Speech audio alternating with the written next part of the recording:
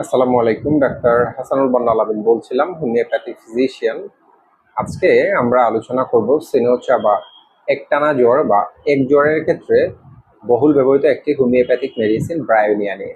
তো ব্রায়োনিয়ার কিছু লক্ষণ আমরা জানবো, যে লক্ষণগুলো জানলে আমরা পেশেন্টকে জ্বরের ক্ষেত্রে যদি ব্রায়োনিয়া প্রেসক্রিপশন করি বা সেবন করতে দিই, পেশেন্ট খুব দ্রুত সময়ের মধ্যে রিকভার হয়ে যাবে। সাধারণত ব্রায়োনিয়ার পেশেন্টের অ্যাগ্রাভেশনটা কখন হয় সেটা আমাদের জানতে হবে। ব্রায়োনিয়ার পেশেন্ট যদি নড়াচড়া করে সেই ক্ষেত্রে তার পীড়ার বৃদ্ধি দেখা দেয়। একইভাবে যদি কেউ জ্বরে আক্রান্ত থাকে সেই ক্ষেত্রে সে শুয়ে বসে থাকতে তার খুব বেশি স্বাচ্ছন্দ্য বোধ করবে। সেই ক্ষেত্রে তাকে যদি নড়াচড়া আছে, দেখবেন যেই পাশে শুয়ে আছে সেই পাশেই থাকতে তার ভালো লাগবে। সে নড়াচড়া কোনোভাবেই করতে চায় না, কারণ সে যদি নড়াচড়া করে তার পীড়াটা বৃদ্ধি দেখা দেয় এবং তার কাছে মনে হয় যে এটা খুবই কষ্ট হচ্ছে। এবং আপনার সে যদি কখনো উঠে বসতে চায় সেই ক্ষেত্রে তার একটা বমি বমি ভাব বা নাউশিয়া দেখা দেয়, অনেক সময় ভমিটিং হয়ে যায়। পেশেন্টের কনস্টিপেশন থাকে, সাধারণত কোষ্ঠকাঠিন্য থাকে, মলটা খুবই শক্ত হয় এবং মলটা মনে হয় যে পুরা পুরা এবং মলটা অনেক লম্বা হয়ে থাকে।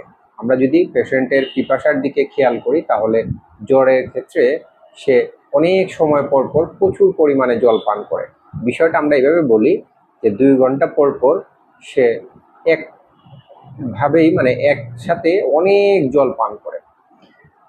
এবং সেটা দেখা যায় 2 ঘন্টা পর পর, 3 ঘন্টা পর পর প্রচুর পরিমাণে সে জল পান করতেছে। এই লক্ষণটা তার মধ্যে দেখা দিবে এবং তার মাথা এবং সমস্ত অঙ্গের মধ্যে এক ধরনের ব্যথা অনুভূত হয় এবং সেই ব্যথাযুক্ত স্থানে যদি কেউ টিপে দেয় সেই ক্ষেত্রে তার অনেক বেশি আরামবোধ মনে হয়। এবং পেশেন্টের যদি জিহ্বাটা আমরা দেখতে যাই তাহলে দেখবো যে তার জিহ্বার উপরে মনে হয় যে সাদা প্রলেপ পড়ে আছে।